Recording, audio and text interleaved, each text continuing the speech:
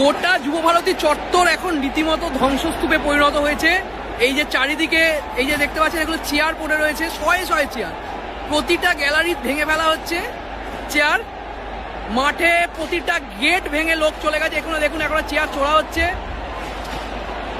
প্রচন্ড অরাজকতা চলছে, পুলিশের হাতেও বিষয়টি আর কিছু নেই, মানে পুলিশ কন্ট্রোল করতে পারছে না এই মুহূর্তে দিয়ে, যায় না একটু পরে কি হবে। গোটা মাঠ শয়ে শয়ে মানুষ নেমে গেছে, মাঠের তো যা দশা হওয়ার হচ্ছেই। যুবভারতী চত্বর যে গর্বের যুবভারতী বাঙালির, সেই যুবভারতী চত্বরের চেয়ার বলে আদৌ আর কিছু থাকবে কিনা সেটাই বোঝা যাচ্ছে না। এই হচ্ছে বর্তমান পরিস্থিতি। ভিআইপি গ্যালারি থেকে একের পর এক চেয়ার ছড়া হচ্ছে।